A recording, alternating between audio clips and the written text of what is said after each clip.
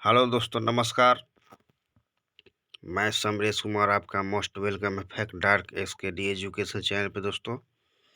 तो आइए दोस्तों, आज की वीडियो में देखते हैं इकाई 1 वैदिककालीन स्वर और इकाई 2। तो आइए दोस्तों, शुरू करते हैं। और मैं कहना चाहूँगा सभी एसटीटी अभ्यर्थियों से कि ये एसटीटी की सिलेबस है दोस्तों, और आपको बहुत ही हेल्प कर सकती है। तो आइए शुरू करते हैं पूरी ध्यान के साथ और पूरी फोकस के साथ देखेंगे दोस्तों। और मैं कहना चाहूँगा कि आप एसटीटी की स्टूडेंट हैं तो प्लेलिस्ट में जाकर सारी वीडियो की आप वॉच कर लेंगे, क्योंकि उससे आपको अधिक से अधिक तैयारी हो सकती है संगीत की एमसीक्यूज क्लास की। और एमसीक्यूज जो है संगीत की, उसको पूरा आप देख लेंगे दोस्तों। तो आइए शुरू करते हैं। इकाई 1 वैदिककालीन स्वर। तो देखिए दोस्तों,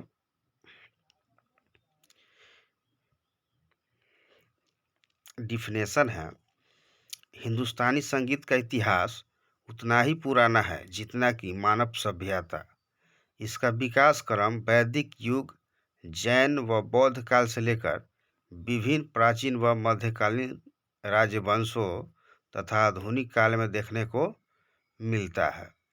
यह विकास क्रम स्वतंत्रता प्राप्ति से लेकर आज तक निरंतर रूप से जारी है हिंदुस्तानी संगीत का। तो देखिए, वैदिक काल में संगीत, ये फर्स्ट पैराग्राफ है। वैदिक काल में संगीत, तो ऐतिहासिक दृष्टि से भारतीय संगीत का उद्गम वेदों से परिलक्षित होता है। वेद आर्य जाति के मूल ग्रंथ थे। तो वेद आर्य जाति के मूल ग्रंथ थे, जिनमें विश्व का समस्त ज्ञान भंडार है। आर्य जाति के अनुसार, और भारत में आर्य यूरेशिया से भारत में आए थे, और भारत के मूल निवासी के ऊपर अपना धार्मिक ग्रंथ थोपा, और संगीत को लेकर विद्वानों का कोई ठोस प्रमाण भी नहीं मिलता है। परंतु सभी विद्वान कुछ हद तक वेद को विश्व का आदि साहित्य मानते हैं, आदि साहित्य मानते हैं, आधा सत्य मानते हैं। वेदों के उत्पत्ति 1500 ईस्वी से 600 ईस्वी पूर्व तक माना जाता है। तो वेद ज़्यादा पुराना नहीं है, और जो कहता है कि वेद आसमान से टपका है, तो आसमान से वेद टपका नहीं है, मनुष्य द्वारा लिखा हुआ है। तो चलिए आगे बढ़ते हैं दोस्तों, इसे आप देख लेंगे। और इस डिफिनेशन को अगर आप पूरी पढ़ेंगे तो आपको पूरा पता चलेगा। और इसी में आपके एमसीक्यूज छुपा हुआ है दोस्तों। तो कोशिश करें पूरा पढ़ने का, और एसटीटी निकल जाएगी। और बीपीएससी में भी कुछ डिफिनेशन आपको काम आ सकती है। तो चलिए आगे बढ़ते हैं। देखिए, प्राचीन आर्यों के अनुसार वेद क्या कह रहा है। वेद साहित्य की इकाई है जिसके अंतर्गत मंत्र भेद के कारण ऋग्वेद, यजुर्वेद, सामवेद, अर्थववेद का पृथक संहिता के रूप में निर्माण हुआ है। सामवेद को संगीत का वेद कहा गया है। अतः वैदिक काल में सामाजिक दृष्टि से संगीत को उच्च मान्यता प्राप्त थी। ऋग्वेद प्राचीन ग्रंथ माना जाता है और इस ग्रंथ में संगीत संबंधित पर्याप्त उल्लेख भी मिलते हैं। तो देखिए, वैदिक काल में 7 स्वरों के नाम किस प्रकार थे? वैदिक काल में 7 स्वरों के नाम इस प्रकार हैं।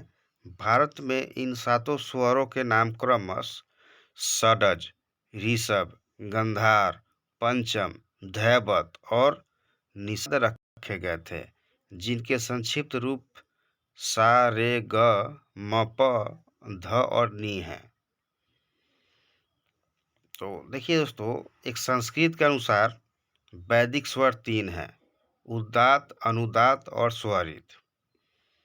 तो आपकी एसटीटी की तैयारी के लिए ये महत्वपूर्ण वीडियो साबित हो सकती है दोस्तों।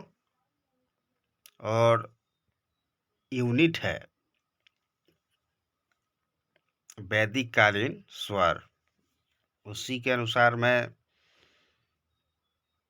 ये उत्तर देने का प्रयास कर रहा हूँ दोस्तों।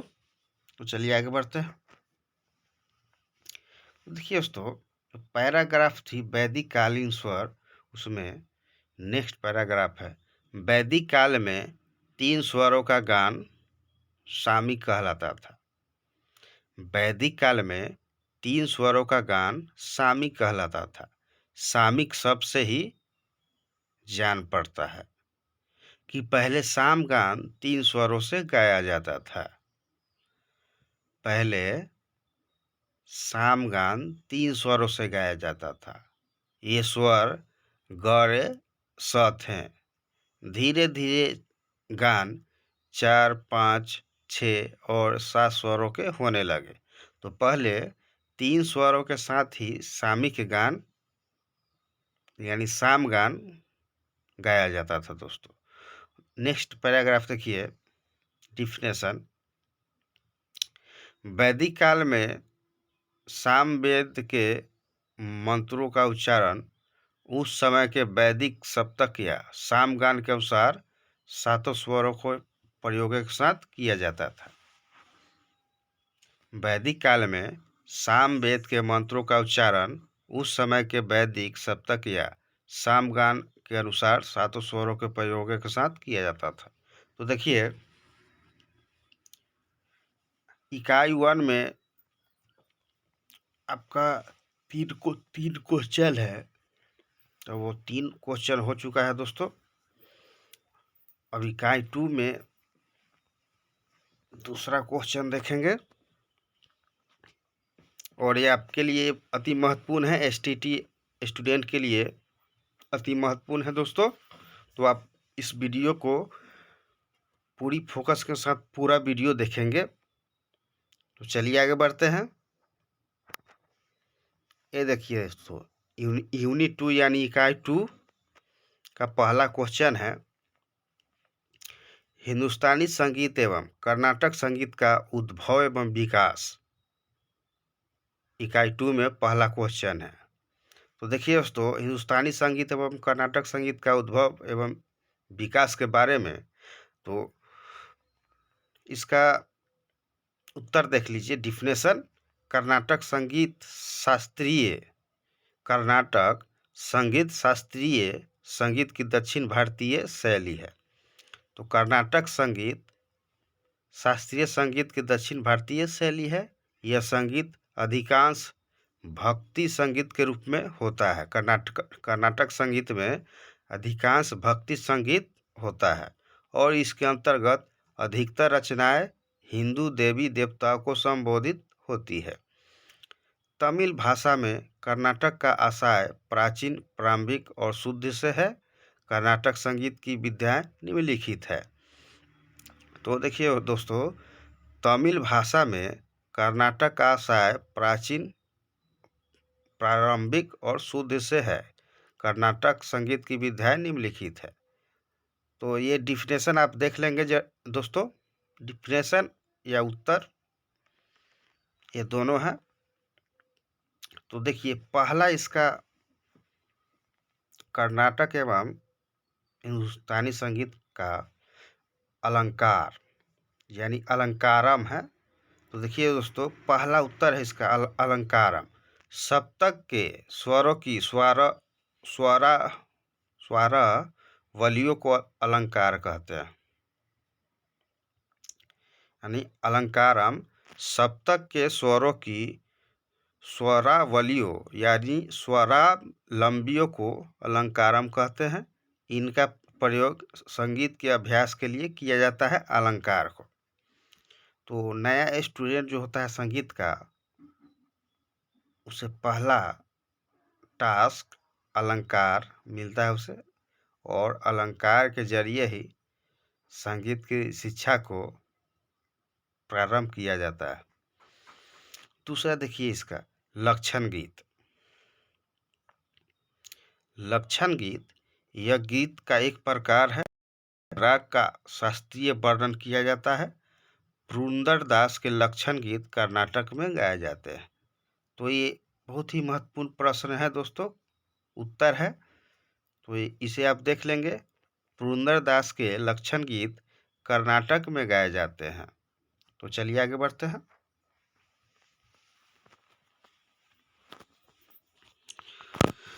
अब देखेंगे इसका नेक्स्ट पैराग्राफ है स्वरांजलि।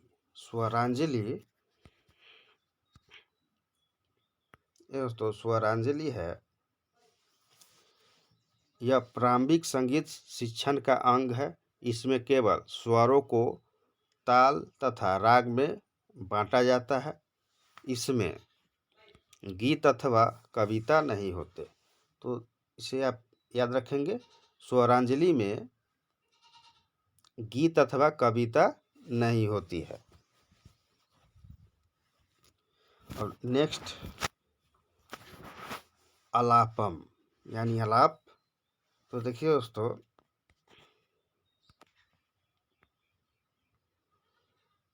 अलाप आकार में स्वरों का उच्चारण अलापम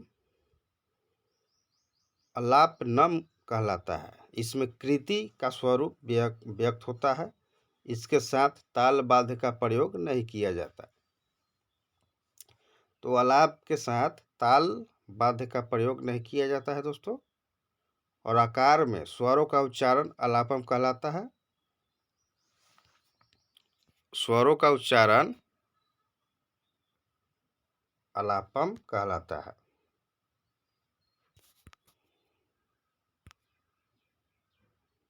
सॉरी दोस्तों, स्वरों का उच्चारण अलाप कहलाता है। इसे आप देखेंगे। इसमें कृति का स्वरूप व्यक्त होता है। इसके साथ ताल बात का प्रयोग नहीं किया जाता।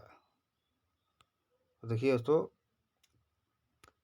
उत्तर 3 यानी डिफिनेशन है कलाकृति। कलाकृति पल्लवी। कलाकृति पल्लवी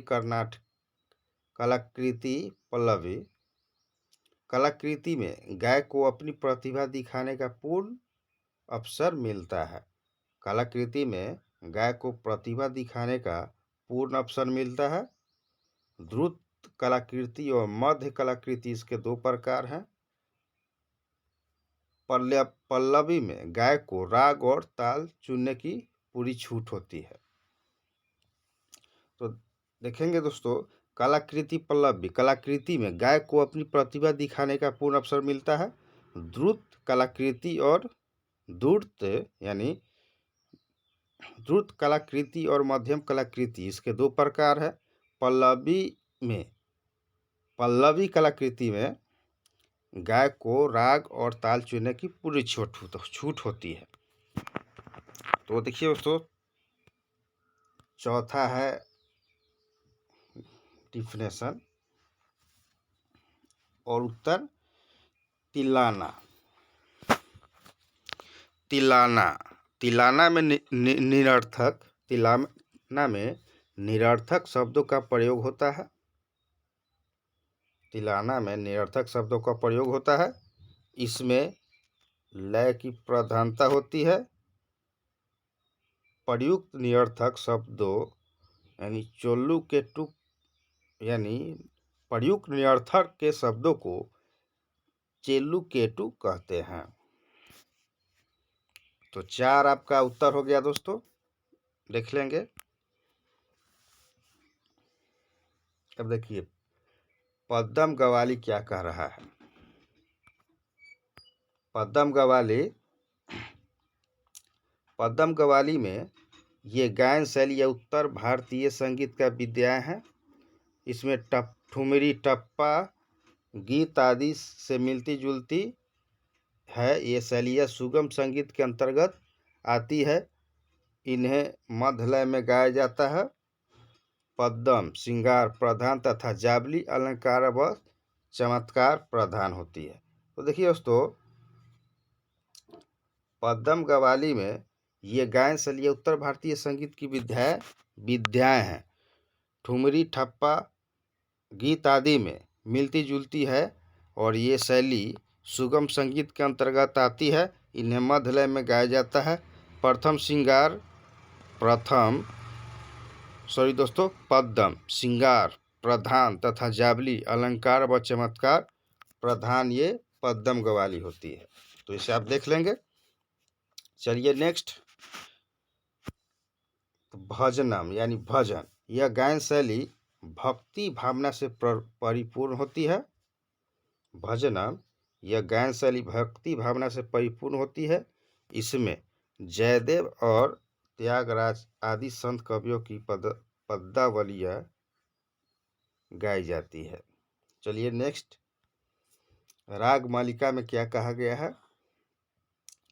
राग मालिका, इसमें रागों के नामों की कवितावली होती है। जहाँ जहाँ जिस राग का नाम आता है वहाँ उसी राग के स्वरों का प्रयोग होता है, जिससे रागों की एक माला सी बन जाती है। तो आप इसे देख लेंगे दोस्तों। चलिए आगे बढ़ते हैं। देखिए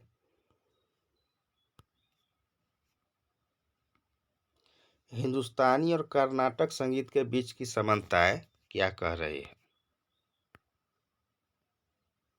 हिंदुस्तानी और कर्नाटक संगीत के बीच की समानताएं, देखिए दोनों ही शैलियों में शुद्ध तथा विकृत कुल स्वर 12 लगते हैं। दोनों ही शैलियों में शुद्ध तथा विकृत स्वर 12 लगते हैं और दोनों शैलियों में शुद्ध तथा विकृत स्वरों से थाट या मेल की उत्पत्ति होती है। दोनों शैलियों में शुद्ध तथा विकृत स्वरों से थाट या मेल की उत्पत्ति होती है। और देखिए दोस्तों, जन्य और जनक का सिद्धांत दोनों ही स्वीकार करते हैं। जन्य और जनक का सिद्धांत दोनों ही स्वीकार करते हैं, हिंदुस्तानी पद्धति और कर्नाटक पद्धति। और दोनों में हिंदुस्तानी और कर्नाटक संगीत पद्धति में दोनों में संगीत में तालों के महत्व को स्वीकार किया जाता है। जो ताल का महत्व है उसे स्वीकार किया जाता है, उसे तवज्जो दिया जाता है। देखिए दोस्तों, नेक्स्ट है, दोनों के गायन में आलाप तथा तान का प्रयोग होता है। कर्नाटक संगीत और हिंदुस्तानी संगीत दोनों में आलाप तथा तान का प्रयोग किया जाता है। और इस प्रकार स्पष्ट है कि इन दोनों संगीत शैलियों के मूल सिद्धांतों में कोई अंतर नहीं है। तो चलिए दोस्तों, आज के लिए इतना ही। मिलते हैं अब नेक्स्ट वीडियो में। और मैं कहना चाहूँगा, ये STET की सिलेबस है दोस्तों। तो STET स्टूडेंट के लिए बहुत ही महत्वपूर्ण प्रश्न है। और मैं कहना चाहूँगा कि जो भी मेरे भाई और मेरे बहन लोग जो भी देख रहे हैं इस वीडियो को, वो चैनल को सब्सक्राइब कर लें। लाइक कमेंट करना बेहद ज़रूरी है दोस्तों, क्योंकि मैं भी एक स्टूडेंट हूँ और मैं STET अभ्यर्थियों को, संगीत जो सीखने वाले स्टूडेंट हैं उनकी हेल्प के लिए मैं वीडियो प्रोवाइड कर रहा हूं दोस्तों। तो आज के लिए इतना ही, मिलते हैं नेक्स्ट वीडियो में। धन्यवाद दोस्तों, धन्यवाद।